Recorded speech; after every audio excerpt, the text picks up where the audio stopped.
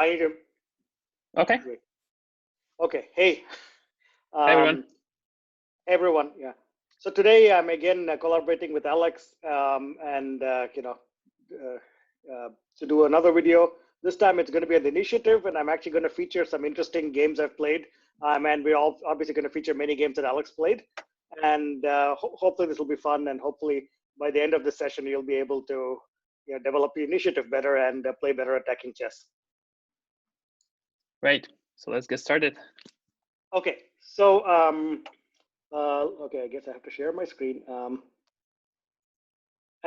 I'll start with one of my interesting games. It's sort of funny. Before Queen's Gambit, before BETH HARMON became popular, I actually played against a real life BETH HARMON. It was the U.S. Women's Champion, and I was playing white in this game, and it was actually a game full of initiative, and actually I don't know. I would say I'm proud of this game, so I like to present it. But there's a lot of complications in this game, which hopefully we can help decipher right now. Yep. Let's take a look. So I played E4. So Anna Zatonskih, she played D5. She was, I believe, U.S. champion at the time, a female U.S. champion. E4, D5, E takes D5, Queen takes D5. So I'll pass some of my comments, and maybe Alex can sort of elucidate further. To be honest, I think I played her the year before, 2003. I ended up losing that game. That actually maybe can be another video. But I decided that she's actually pretty decent in positions which are solid, and I need to try playing aggressive chess. But one of the problems I faced here is immediately after Queen D5, I played Knight C3. I expected my opponent to play Queen A5, but she plays Queen D6, which actually is quite a solid system. I don't know, Alex, if you have any comments on the system.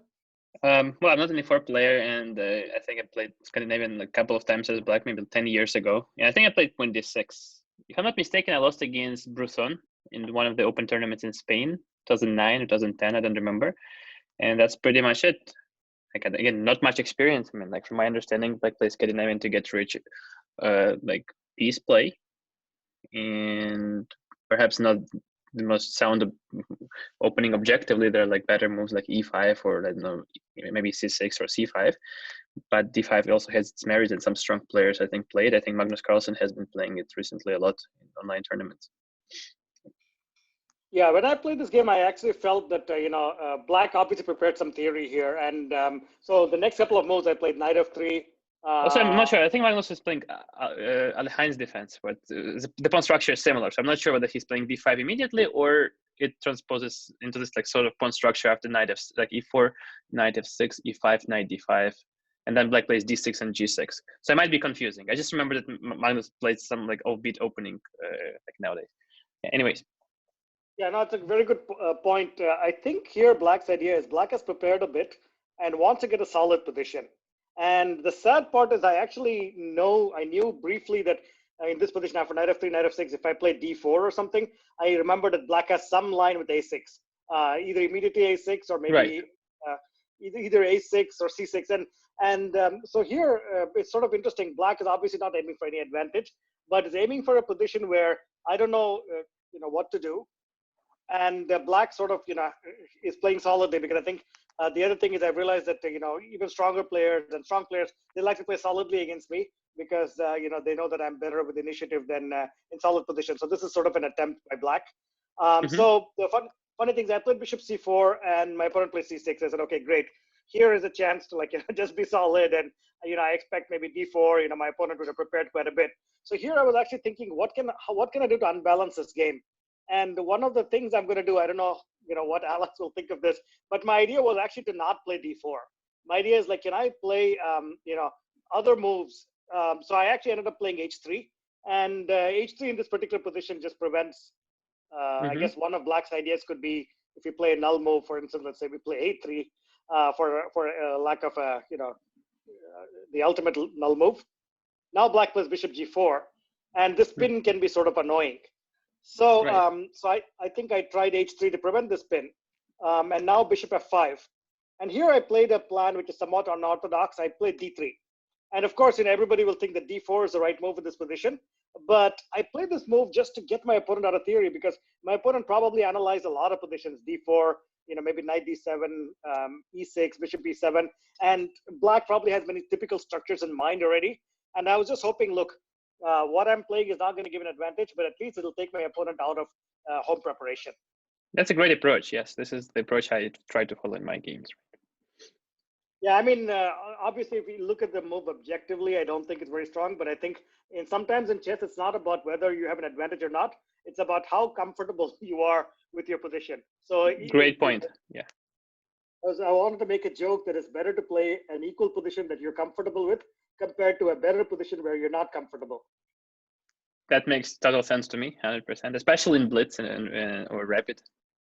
Yeah, the sad part is this is a classical game, so it's not. Still, this is very important. Yeah, I totally agree with you. Okay, so let's see. Did black play like knight d7 or e6? Yeah, knight b d7. Yeah, so knight b d7. I think black in this position is probably waiting before playing e6 because I think playing e6 means black is actually, I don't know. To be honest, I'm just thinking at some point black might even want to play e5. Right. So black is sort of like waiting on e6 to decide, hey, is it necessary or not. So I play queen e2, and now after I play queen e2, clearly black is saying I can't play e5 because that's going to be the target of too many white pieces. Yeah, it could be bishop f4. Potentially, yeah, it's like, bishop f4 might be a tactical way to do it, and it might, well lead to an advantage. But the point is that, after, queen, already hitting here and this diagonal weak, I think black is not even going to try this sort of plan. So black played e6, and now I play a move which I think is g4. I hope. What would you play here? No, g4 comes to mind again. I don't see the temptation. This is the move you play. You play g3. I see. The first move comes is g4. G3 would probably, g4 would probably be a good move. The only problem was like, again, I wanted to like not reveal my plans, and I was like, I played g3 with, of course, g3 is also committal because you can't castle king set anymore. But the idea is you play bishop f4 and you get some initiative. And I was sort of hoping that this is a position where, you have active possibilities, and I was hoping that black will be like at least somewhat worried. Mm-hmm. And perhaps. But objectively, do you feel g4 is stronger? The first move that comes to mind, but again, it's also like g3 is also a committal move, perhaps even more committal than g3 because move g4 weakens f4 square. So, yeah. Yeah, I don't know. I need to go deeper into the position, but as I said, I mean, this g4 is just the first thing that occurs. But I'm not sure whether it's a good move or not. Engines suggest engines are. Yeah, I think they're probably. It looks like the computer is happy with almost any active move in this position. Yeah, g4 is not a great move. Yeah, it says like. It's really funny that it doesn't like It's happy with g3, but not g4.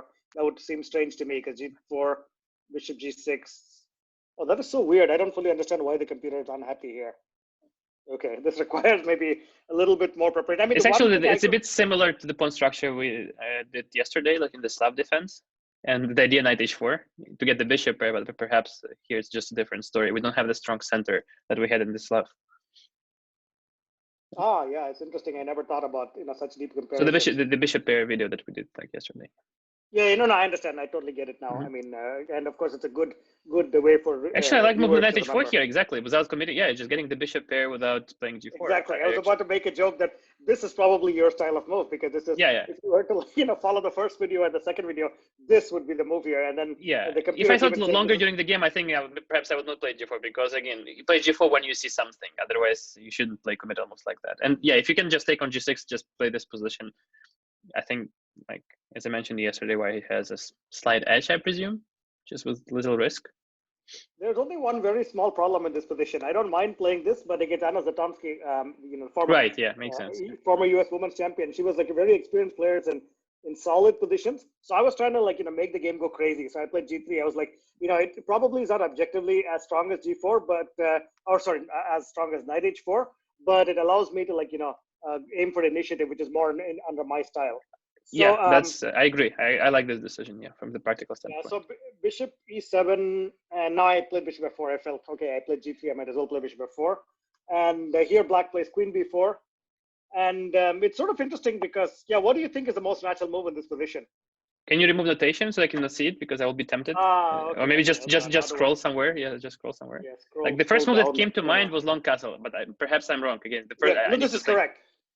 No, this is totally correct. Jonathan Spielman also believes that this is the most natural move in this position, long castle. And I actually played bishop b3 instead of long castle. I was actually, to be honest, I was a little bit nervous about committing myself and giving which makes sense. Here. Yes. Yeah. weaknesses here. I mean, still it's probably playable, but I just A5? felt like, to be honest, after a5, I was actually to be worried. I was even worried about a3 and things like that. But of course, I think objectively black is fine because I don't think the queen can actually be trapped. You can make a draw if you want. A3, queen c5, bishop e3, queen d6, bishop f4, and repeat moves. Yeah, right. And so that's why a5 may not be needed if black really wants to play. Black can play knight c5 or something. Again, I still think white is fine in this position. I just didn't want to give like a clear target, to go against the king side. So I played a slightly less committal move, bishop b3. And here black ended up playing knight c5 anyway. And I think here now black wants to get the bishop pair. Yes. I know. I knew that you would not be too happy about this because black can get the bishop pair as an option. And anytime you try like some crazy idea, in this position, I guess a3 isn't very good. But anytime white tries to go crazy, black always has knight takes b3.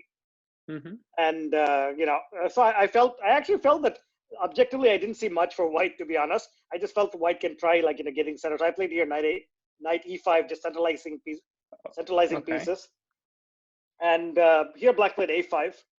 And I tried here bishop d2, just trying to, this is one of those positions where you know that there can be a potential x-ray attack on the queen. X-ray attack is like, you move this knight. To what d5. Is it, it's not Zug, is it? I forgot what it's called. Like, I think it's just x-ray attack. Perhaps, I don't know. I just play moves. I don't know the name of the openings. I just play. Yeah. I'm slightly confused if this is a Zug or just an extra attack. It might actually just be an extra attack in English. So the idea is that you're just moving the knight and then attacking the queen with the bishop. Double and attack, also, simply. Yeah, double attack. Yeah, it might just be a simple double attack.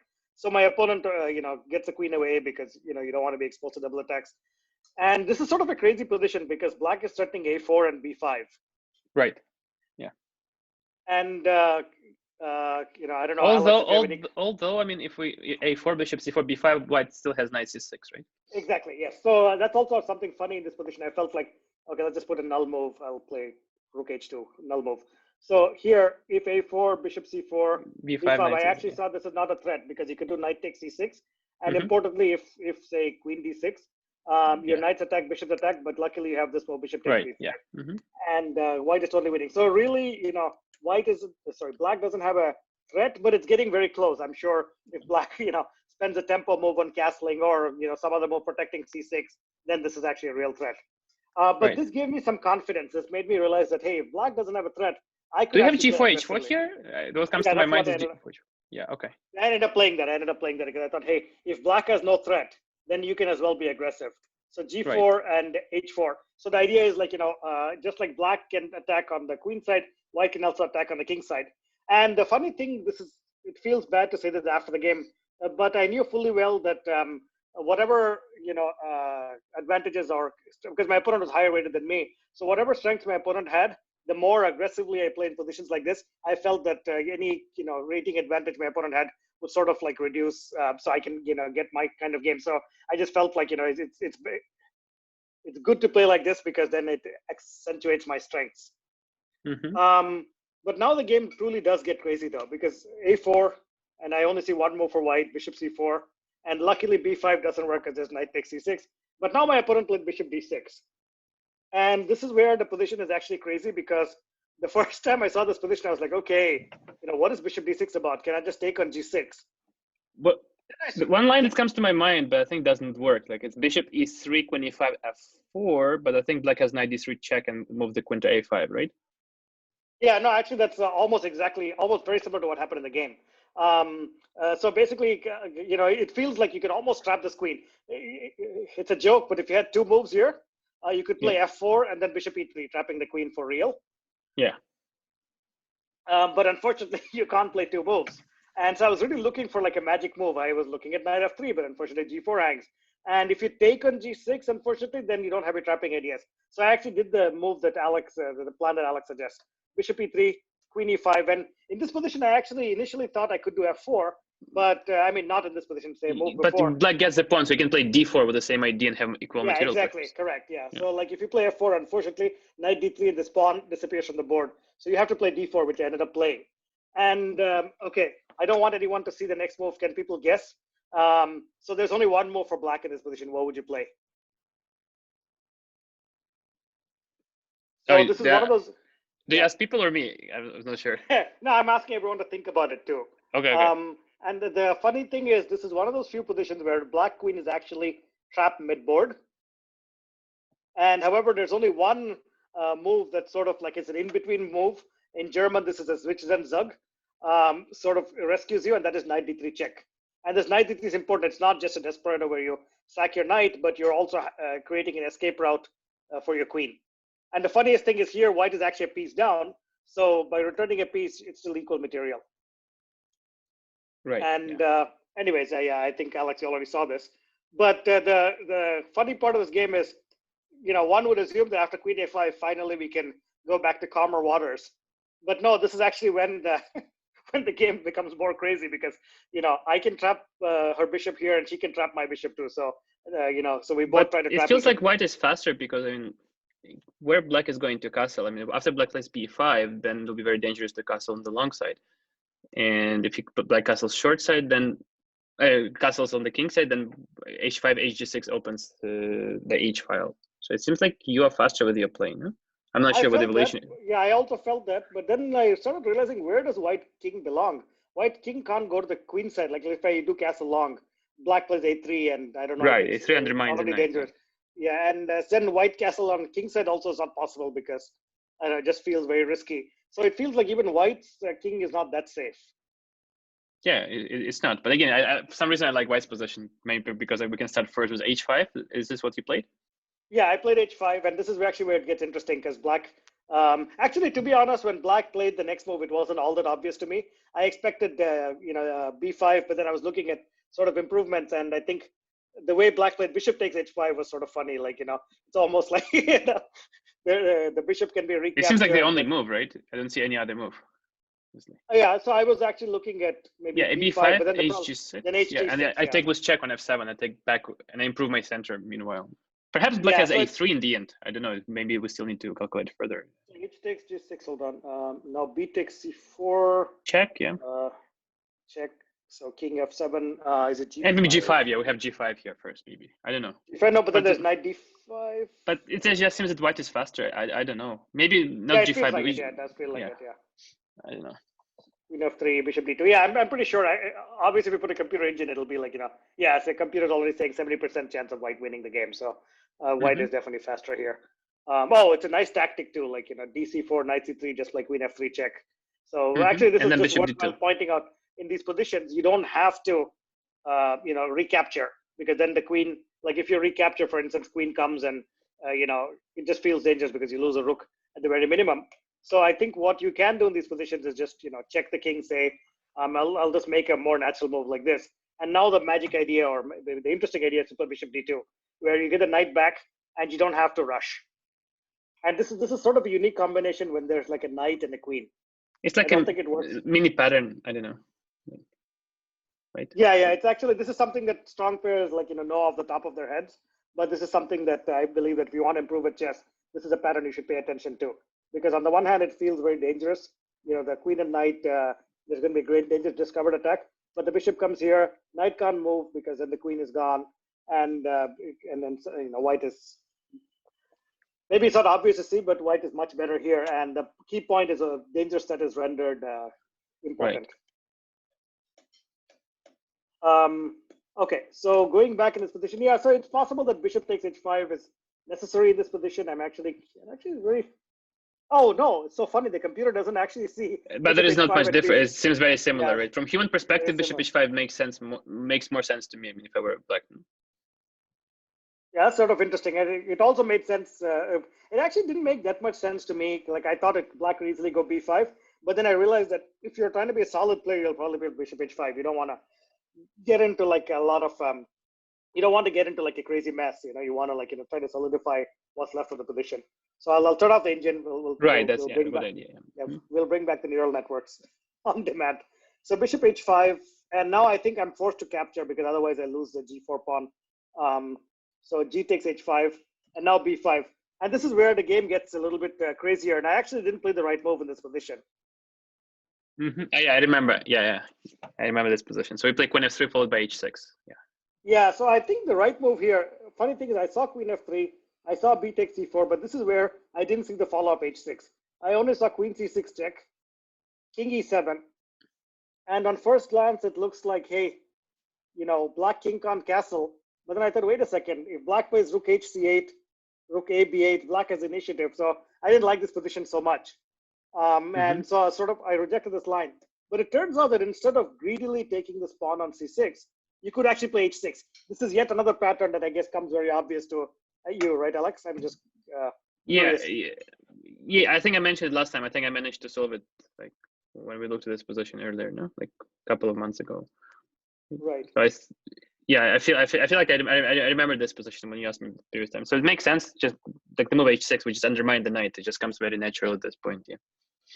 Yeah, this is sort of interesting because you have to switch gears a bit, because for me I thought queen f3, I'm hitting this pawn on c6, b takes c6, c4, and my mind was thinking, hey, my next move has to be queen c6, because I was like participating mentally in a forced sequence. But it turns out sometimes to improve at chess, you don't need to go after the forced sequence. You play this move h6, which is actually deadly because you're threatening h takes g7, attacking the rook, but then the knight's going to lose its main defender. So in reality, this is like a deadly move. You're threatening here. You're going to threaten on f6. So really, black is sort of powerless against. So in a way, this is almost like a quiet move, because you played your previous move was like trying to attack on c6, but then your follow up is just like, hey, quiet move. So one of the things that. Yes. Oh, you can add your comment. Sorry. Yeah, I just want to. You keep initiative in your hands by playing queen c6 and taking the pawn on c4. You win 2 pawns, but you give up your initiative, and then black will take over the initiative. Perhaps one line that I was thinking, like while you were talking, instead of h5, so queen c6, you said king e7, right? Queen c4. Queen c4. And I was thinking not rook h8 for some reason. There's one line. But yeah, maybe it's a bit flawed. I was thinking about rook h8, but I've blundered the risk move. Queen a4, but what I was looking at was rook a8, queen b5, queen a8, and then black starts attacking us. So maybe we can play that on the board, because I like move queen a8. Do you want to do a rook h8 or rook a8? Rook a8. Okay. But I blundered queen a4 first of all when I was talking, but queen b5, queen a8. That was my idea. I just like how black pieces are positioned. Queen a8, yes. Yeah, and this is actually deadly, because the queen is hitting the rook all the way in h1, and if white pretends to castle in this position or tries to castle, then I feel like it's almost dead lost. I bet a3 just wins or something. Actually, there is an interesting line I was thinking. So instead of a long castle, let's say we play king e2, because we need to somehow connect the rooks. Okay, there is rook b8 actually. It just ends the line. Yeah, rook b8 is just easy win, I presume. I was thinking first rook c3, bc3, rook b8, but that's rook b8, is it that simple? I mean, it might still be winning, but queen takes a4. Rook b2? Bishop d2 will be only move. Yeah, bishop d2, and I'm sure. I don't know. It just looks so bad. I don't know. Yeah, maybe just rook c8. Not sure. It just looks. No, you can't play rooks. Hold on. This is just. I'll play queen g2, queen a7, knight d7. I don't know. Yeah, and after knight d7, rook a8 is a threat. So queen a7 check, knight d7. Queen a7 just so unsafe for white. Maybe there is rook d1. I don't know. It's just. Yeah, but it feels like black should be in driver's seat. There's got to be some. Well, I don't want to play queen b7. Just queen h3. Maybe queen h3 threatening h5. Yeah, in a position like this, we need to have a deep dive. But intuitively, it seems like black takes over the initiative, and perhaps rook c8, as you mentioned, not rook ac8, because in my line, queen a4 is stronger than queen b5 in the first place. So. Yeah, rook h8. I think the thing to point out is white has won 2 pawns. You won on c6, then on c4, but black feels much better because black has initiative. And actually, I'm really curious. I'm sure the computer is, can come up with something. Yeah, no, actually, no, I take that back. H3 is a very nice move. Yeah, it's just the computer is basically wanting to give up ghost as white in this position too. So even the computer doesn't envy this position. So I think the key point here is like you have to really decide when you want to cash your material back and when you want to play for the initiative. And this is one of those positions where I should have played h6, and it would have been a great follow up. Unfortunately, I missed this move. I saw another tactical idea which I ended up playing.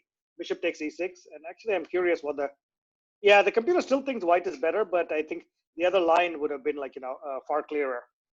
So my opponent, f takes e6, and let me see how I followed. I actually played h6 here. It's sort of weird because I should have played h6 last move, not next move.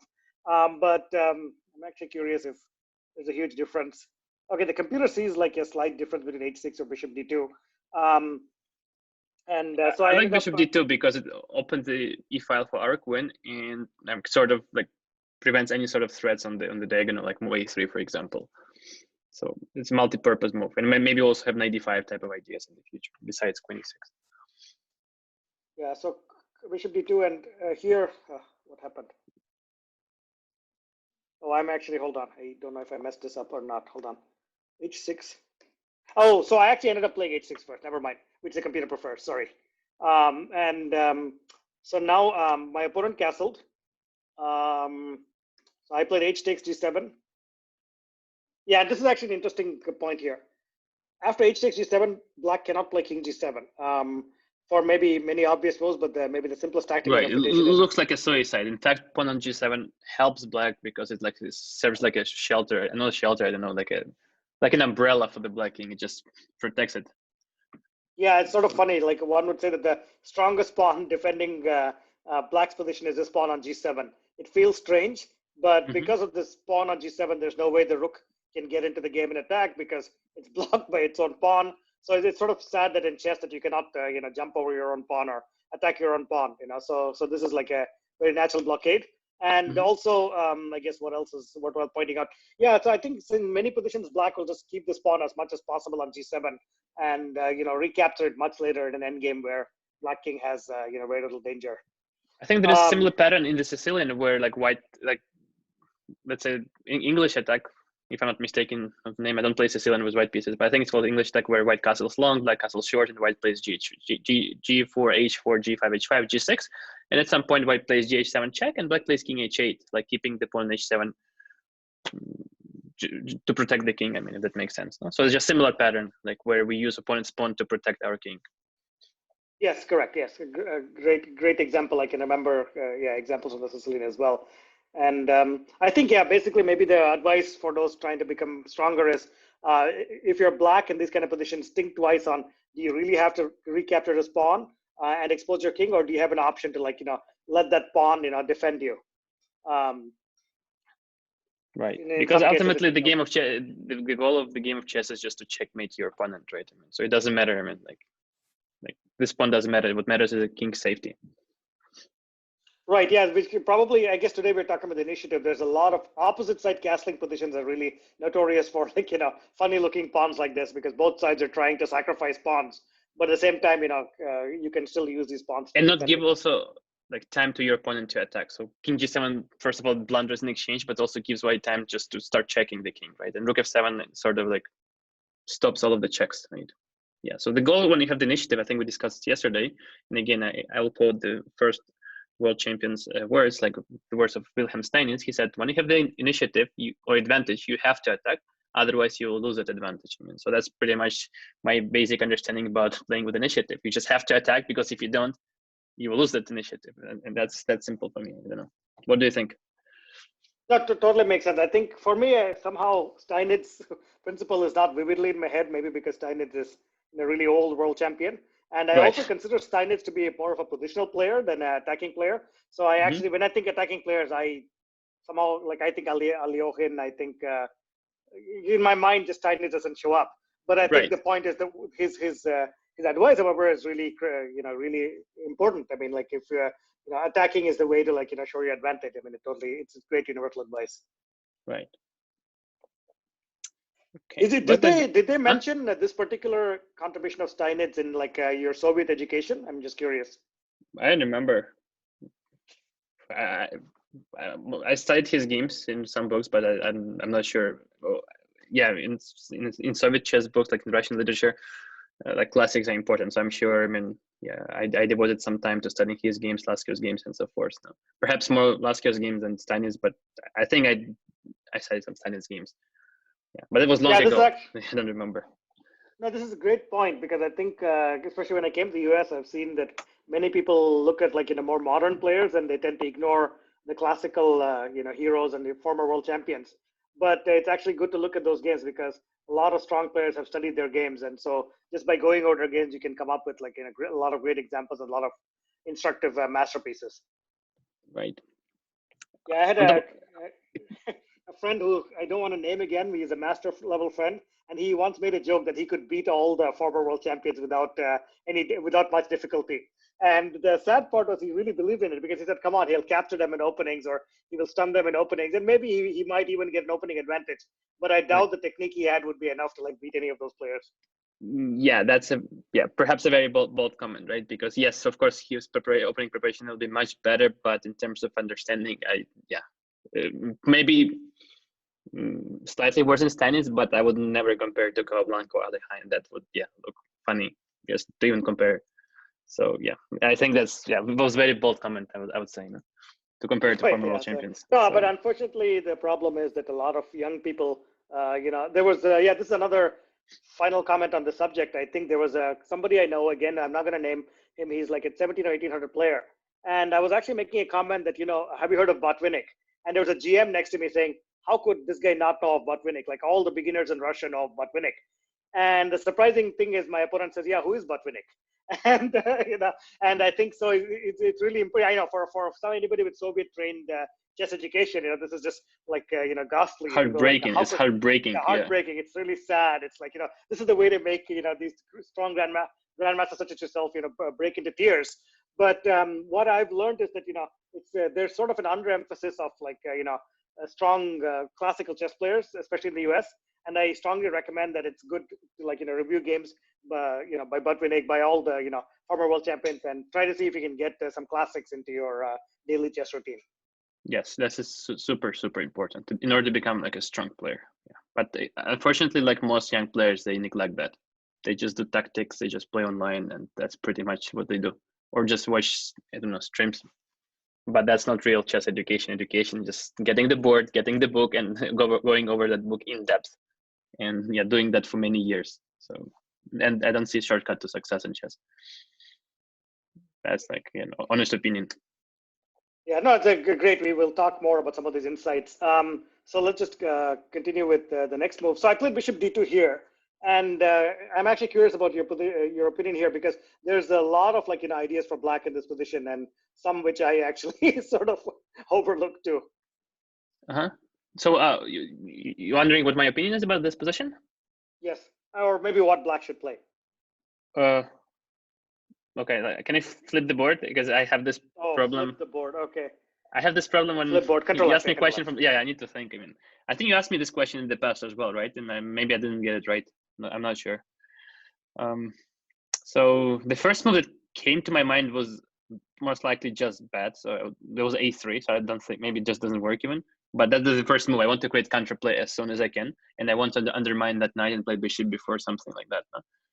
But yeah, that was my first intuition. But no, actually, the good thing is my opponent actually played A3 in this position. Okay, so it's a bad move, yes. Yeah. No, it's not a bad move. I think A3 is actually a good move. Okay. But I think the thing that is very, maybe disappointing for me is that I expected that, hey, I'm now threatening a discovered attack. Please, queen, move out of the way. But it doesn't work like that. In fact, I was even sort of semi-proud of this move. I thought, hey, if my opponent plays bishop b4, you play A3, and now you have some advantage. But unfortunately, there is no threat. This is like a cold shower for me. So Black's just saying, hey, I'll play A3. What's your threat? Yeah, we can flip back if you want to, if you prefer. When you ask me questions from Black's perspective, I'll ask to flip again, of course. Yeah, no, for me, it's sort of weird, because when I was a kid, I always got the diagram from White's point of view, and I never I'm totally fine looking at the board, from White's point of view and playing for Black.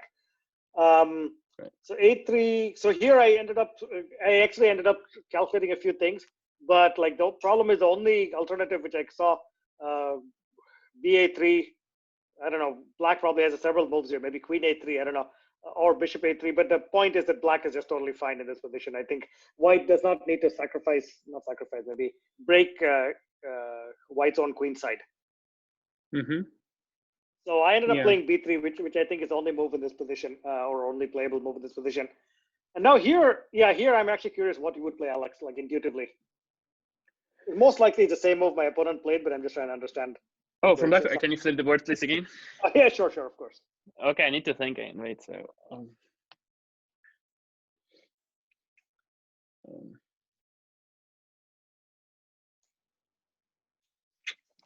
Yeah, in the real game, I would think a lot of I would spend a lot of time on this position if I have time, of course, at this point. I mean, so the first move that I saw immediately, but I started thinking after that was bishop b4, but I just maybe that's not the right move because the other ideas that come to mind maybe play b4 and bring the queen into play somehow, like queen d5 or queen f5. But then I saw that the bishop is hanging, but maybe we could play, I don't know, like b4, knight e4, queen d5. Yeah, it's sort of funny because if I was playing black, I would, given that I like to play a little bit of a crazy chess, the computer actually feels both bishop b4 and bishop f4 are similar. And but I actually would be more scared I didn't of see bishop that. I blundered f4. this move. I completely blundered this. Yeah, okay. That makes sense. That's a very nice move because I want to trade dark squared bishops and undermine the knight on c3. That's just Yeah, so I blunder think from my side.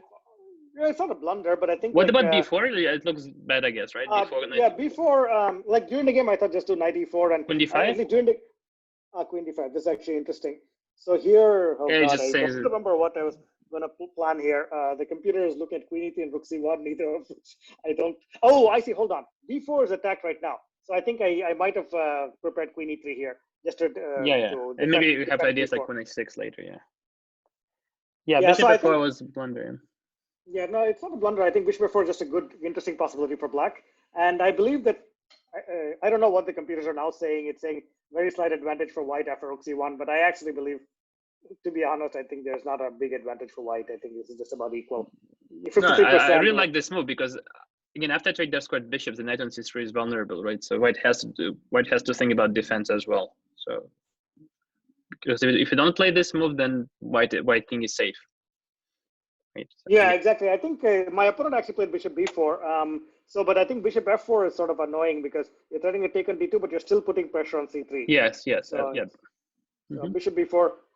Luckily, maybe you can flip the board again. This is easy to defend. There's only, at least I believe, there's only one move in this position, rook c1, and now black has to think how to continue the initiative because in the previous line the bishop on f4 will take on d2, and there's all kinds of ideas for black. But here, black has to be creative. Actually, interesting exercise here. Maybe black's next move is somewhat natural, so we'll just play the next move and then exercise will come the move after. So black played rook d8. And I guess for you, Alex, the move might be obvious, but in fact, there might even only be one move in this position. Really? I don't know. Oh, you're seeing more than one move? No, I just I don't see anything right now. So I somehow want to bring my king to safety, connect the rooks, but doesn't seem possible. Knight e4, they don't want to play. I don't know. I rook somewhere. Rook h6, or what are they doing? Where's rook going? Rook h4, just protect the pawn, maybe. Yeah, just rook h4. Yeah, just protect the pawn. And it's sort of interesting because this position, I thought, okay, there could be plans like. To be honest, I was not visualizing any of these plans, but I thought at least with the rook and h4, there could be like some. It's a nice move, Yeah, some ideas to consolidate.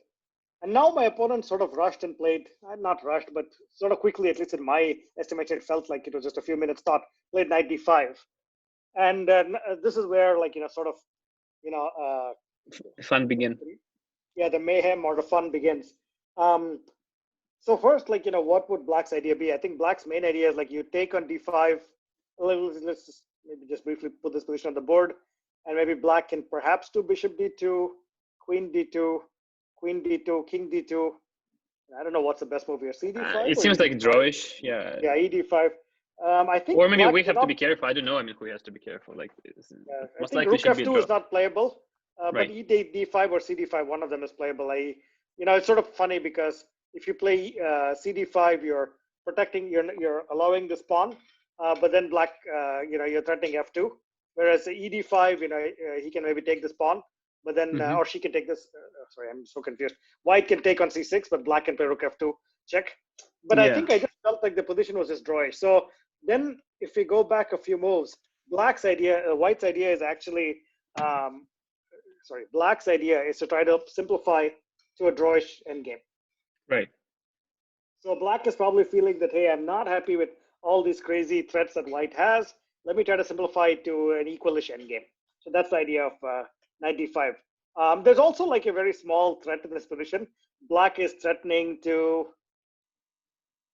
I'm giving a pause so the readers can think about it too. But black is threatening. There are 3 attackers on this piece.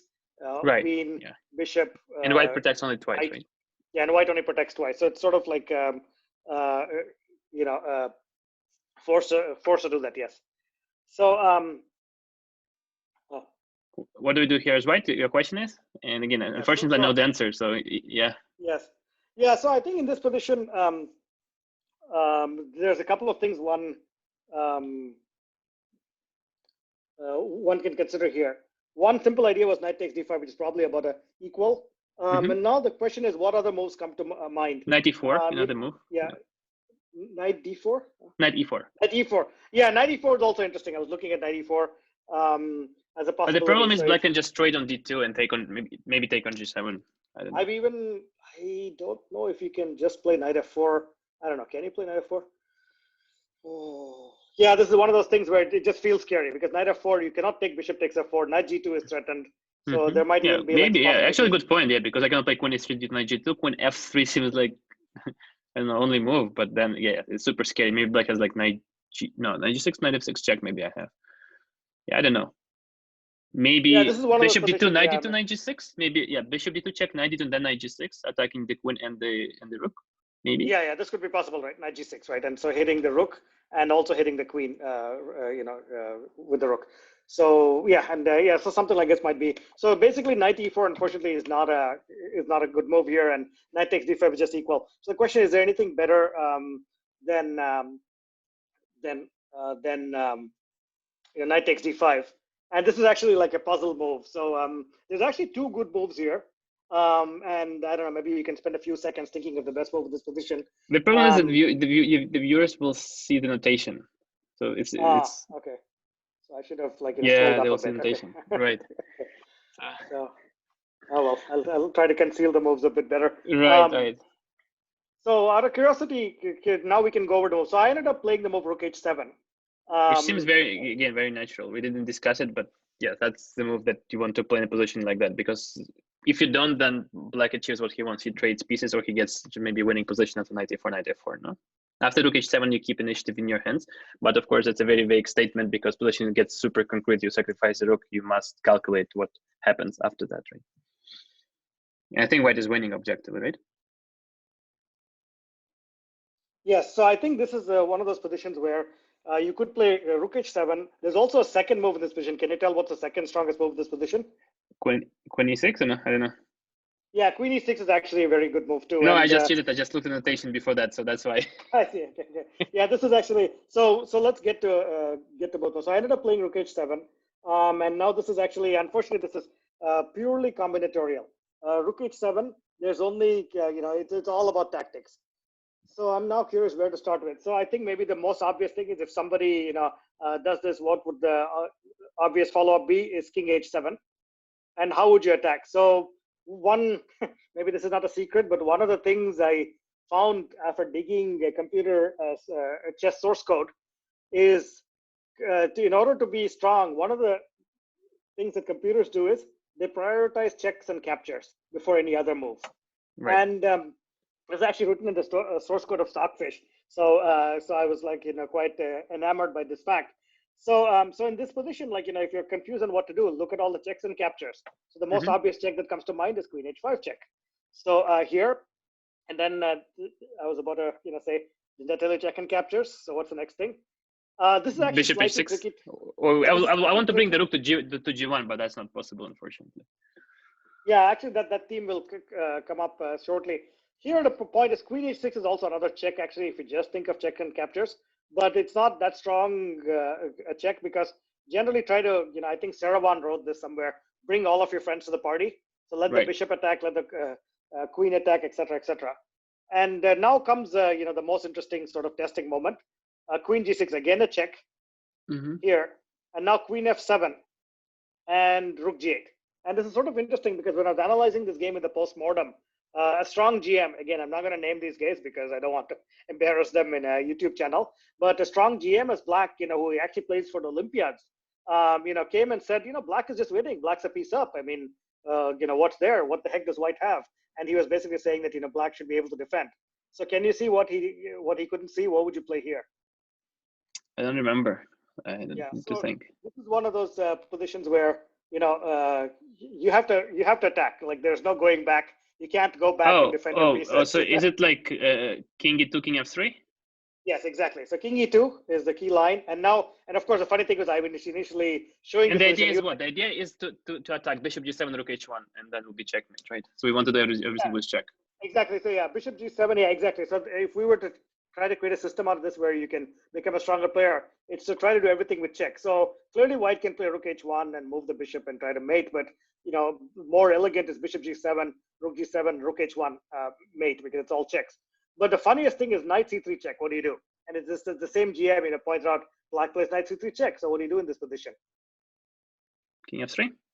Yeah, king f3 is sort of like because a magic move. We must go somewhere where black doesn't check us, and therefore we have a threat on the next move, which is bishop g7. And if king e3, then black would have some check, knight e5 maybe. Actually, it's a very good point. If king goes to f1, which looks plausible, but the problem is, the rook wants to get to h1, and the rook will be very sad. Let's put it this way. So, but king f3, and but now I think black is dead lost because white is just threatening bishop g7 and rook h1 mate. It's sort of it feels hard to make this out. But even though black's a piece up, it doesn't matter how many extra pieces you have if you're going to get mated. Right. Yeah. After all, that's the point of the game of chess, to get to checkmate your opponent. Yeah, and I think there was just one more point here. Like if black plays bishop takes c3 check first, and now play after king e2, now says rook g8. And now, unfortunately, white can win based on the previous tactic. Just play bishop g7. Yeah, right. And rook g7, just rook h1 and mate. And there's sort of a weird mate because king can't move and only rook h7 can be played, and now white can made it 3 different ways, no? Yeah, 3 different ways you have mate in this position. And yeah, there's queen f8 mate, queen h7, and rook h7. So sort of a fun exercise. So we covered so far that if you take the rook, it's winning. Just thinking, there is one line here which actually is sort of the best line for black. There's queen c7 here in this position. And we're okay. Our queen is attacked. Okay, I'm blundering. Okay. So what do we otherwise do here? it's very tempting to checkmate, but unfortunately the queen's attacked. So this is one of those lines where white must now suddenly switch to an endgame, and trade queens. So you must actually and king e2 after that, I presume, or what? Yeah, king e2. I think. Let me try to remember. So if rook takes. I mean, d4, anything else that doesn't make sense. I mean, I want to unpin myself as fast as I can. Yeah, exactly. King e2, and I have to remember what was the problem with bishop rook d4. Maybe was it just knight e4 and I think knight e4 rook c6. Yeah. Rook c6 exactly. So I think this is like a slightly better endgame. Actually, to be honest, during the game, I don't know. I might have seen something like this, but I don't remember calculating. I was far more worried about lines where you're not going to be equal material. You're worried about lines because there, at least in that endgame, you felt you have an extra pawn. So again, maybe black can defend and try to draw, but at least you're not going to lose because you're rook down. So this is the response to taking on h7. Unfortunately, there are more variations for black. So black actually ended up playing bishop takes c3. So this is sort of interesting because black says, yes, I could take your rook, but there's no need to. I'll just take your knight, and black is actually threatening deadly things here to take on d2 and basically, take. Can I play rook c3? I'm thinking about rook c3 for some reason, but most likely just bad, right? No, rook c3 is the only move in this position. Oh, okay. Because I want to trade this dark squared bishop and not have and get a position where black doesn't have a threat. So if I take with a bishop, then knight c3, and my queen will be attacked, and there'll be discover check after that. After rook c3, I mean black takes knight c3, there is no threat. I mean, I can move my queen and play rook h8. I think queen h5 makes sense, no? There's all kinds of crazy ideas here, believe it or not. There's king takes h7 in this position, which actually, to be honest, worried me a lot during the game. And there's also knight takes c3. I wasn't so worried about because queen h5 I think wins, right? Yeah, queen h5 wins. I'm just thinking, I don't see. Yeah, that's right. Queen h5 just wins because rook g7, rook h8. So actually, that just wins. And this is actually an important tactic. When this knight is pinned to the queen, you can just freely and happily move this queen, and there is no danger. And this is important because this knight, can't move, and the queen is actually shunted out by its own knight. So this is good. But unfortunately, I was worried about king h7 in this position, which actually is critical. And this is where the game gets crazy. You have to now you have to start playing strange moves this position. I think the biggest problem in this line is you can't play the good old queen h5 check, bishop h6, queen g6 because the rook cannot mate on the h file because it's on c3. Right. So you have to have a different plan in this position. So I mean, I've seen this far: rook c6, queen a7, and this is where the position gets a little bit crazy. But one of the things that I was luckily able to see in time pressure is queen h5, queen g5, queen d8. Yeah, exactly. There's just one small nuance here, which I saw during the game. Queen h5 here. You don't take on d8 immediately because if you take on d8, black takes back on d4, and it's still unclear. So you play this interesting check first, and then say king g7. Now you can take, because if queen takes d4 right now, bishop c3 is a nice move. Yeah, bishop c3 is an important idea to get this piece in the pin. To be honest, I didn't fully see this nuance, but I knew that I could check and repeat and try to get it. And that's when I tried a few checks, I realized, oh, I can just do this. And I think the other point is like, if black doesn't do king g7, say black plays king g8, then you can just take with this, take the rook with check on d8, and then white has, in my opinion, a big advantage. Yeah, I mean, we start checking, right? Yeah, we start checking. Yeah, it's sort of scary because there's this one move which actually slightly worried me, knight b4. I thought, okay, come on, you got to have a few checks in this position, so this should be fine. But it's slightly scary because black has knight d3 check in this position. To be honest, I didn't calculate. I just felt that, hey, this got to be good for me. But apparently it feels like that, no? Or no? Yeah, it definitely feels like that. But the computer response is sort of funny. Here, bishop h6, check king h8. And the next move is something that I wouldn't play this way in the game. I mean, it would just be really scary for me. But apparently, king e2 or king d1, I don't know. Move the king. Even I think the computer is just thinking that rook e6 wins. Rook e6. 90 is 90%. It's just like, I think human players cannot see this move rook e6 because the thing is, it feels scary. It feels like, oh my god, you're going to get mated or something. But I think the key point is there's no king f1. King f1. King f1. And king f1, g1. Rook f2. King f1 is rook f2. No, but then rook g8. Or no, maybe bishop g7. Yeah, maybe bishop g7. Yeah, we need to calculate. Yeah, but no. The computer response is even cooler. It's just to play king d1, saying, okay, so where's your next check? It's going to be knight f2. And now the computer in true silicon form just says, I play king e2. Yeah, now I there don't is see no your check. next check. I'm sorry. Yeah, I don't see anything.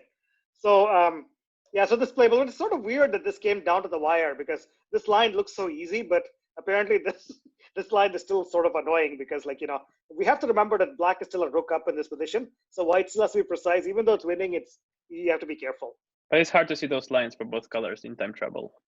Yeah, I wouldn't see this line with the knight d3 just like giving everything up. I would probably find I don't know what I would have played. I would have played something else. I was tempted to not even try bishop h6 and try to keep that pin forever, and in the worst case get the exchange back. So I felt like there should be something here. But it's just scary because the funny problem is black is threatening knight d3 even right now because there's a check. Yeah, and then rook f2, knight f2 was check, right? Yeah. So but on the other hand, black queen is too far away from the king. I mean, so the black king is actually, quite vulnerable. You know what? To be honest, I remember in the position I was tempted to play king d1. I see. Yeah, I don't remember. Yeah, actually, I'm curious if this is what. Okay, the good thing is the computer still says this is winning. And I just thought that with king d1, you're getting rid of all of these checks. And in the worst case, there's the spin. And if black moves a queen somewhere, I felt like in the worst case, I can always take the knight and be an exchange up with the dangerous attack. So something like this I felt was safe. But unfortunately, or maybe fortunately for me, or I don't know how to say this, because sometimes I feel like, should I be fortunate or unhappy, or should I be sad or happy if my opponent plays a weak move? I think in general, if you want to get better at chess, you'd want your opponent to play the strongest moves because you want to win a nice game and learn in the process. My opponent, I think, probably calculated a lot of lines and just maybe was not sure what was happening, but she ended up playing a move which I think is pretty weak. But let's see the reputation. So knight f4. So the idea here is clearly if I take the bishop on f4, black has queen c3 check and maybe rook f4, and if you interpose again, okay, you know what? I'll play this line out. Queen c3 check. And let's say king f1, for instance, then black, okay, I don't know if this is a win or not. Black still has to be careful. Maybe queen a1 check, and maybe black can trade, and black might be out of danger here.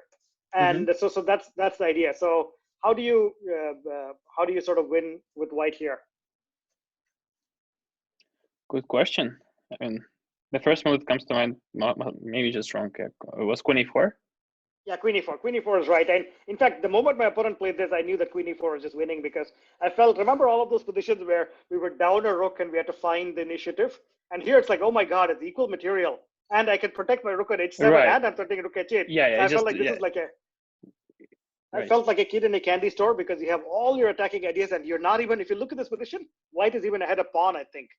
Well, okay, it's extra pawn on g7, which is immaterial. But the point I is think white is 2 pawns. 2 pawns. Yeah, actually, that's a good point. Up an extra pawn on f2 and g7, and let's say g7 goes away, you're up an extra pawn. So in this position, white's up a pawn, but white has so many threats: rook c6, bishop f4, rook h8, queen h7. I felt like there's no defense for black, and the black's next move is desperado, but I think black is actually lost in this position. So black played rook takes d4, and I think in this position, probably almost anything wins. Right. But it's always good. Good to be precise. So start with rook h8 check, king g7, and check now queen d4 check. Right. Nice. Next, next knight is coming, and my opponent just resigned here. So I think this was easily winning. And also I fell as 33. So I think the interesting thing is we're on move 33, and this was played in those days where we still had a time control of 40 moves in 2 hours or something with maybe 5-second increment. Okay. This was back, I don't know, to the olden ages where olden days where we didn't have COVID and we didn't have when you started back in the old days when you started like the sentence, I thought you would say something about German, but I think you're too young for that, right? You didn't play with a German. No, I heard of a German, but I think I was not strong enough to like benefit from adjournments in those days. So, but this was 2004. So it's right. Yeah, of course. And this was played in the World Open. World Open is actually a strong tournament, and so basically it's interesting. Around this point, there were a lot of strong players watching, and so I don't know. That gives you both pressure and also makes you, might cause you stress too. But it was interesting because I could see like a lot of players watching.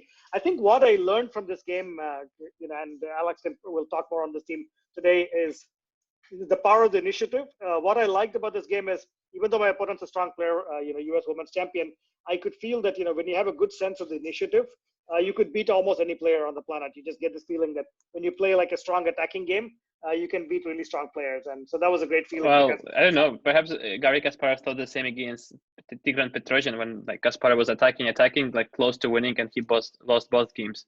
After that, I think he won 2 games like in the future, but at some point he like lost 2 very painful games against Petrosian with white pieces. Okay. So in one game, Black played King C6. It was like a cold shower for Kasparov. I mean, if you remember that game, I think that was Prince Gambit accepted. Another game was, I think, in this, was it Tarash or not Tarash? It was like this typical pawn structure where white has pawns d4. Maybe it's different. It was also in some d4 opening. I mean, where white had a very strong attack on the king side, but like ended up winning.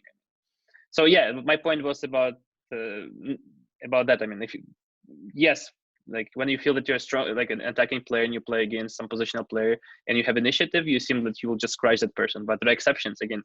Like Kasparov was already like coming to the top. I mean, he lost 2 painful games against a much older like player who had like maybe better understanding at that time, like when they played. Yeah. So that was maybe just. Alex is talking a bit from the Soviet perspective. As a non-Soviet player, let me give you my perspective and maybe slightly cynical perspective. So I was actually not raised in the US. I was raised in the Middle East of all places. But one of the things, and also I had my first coaches were from India, Chennai, India. One of the things that, the Indian chess school, if it were to be called Indian chess school, they really felt that the Soviets are very good at like positional chess.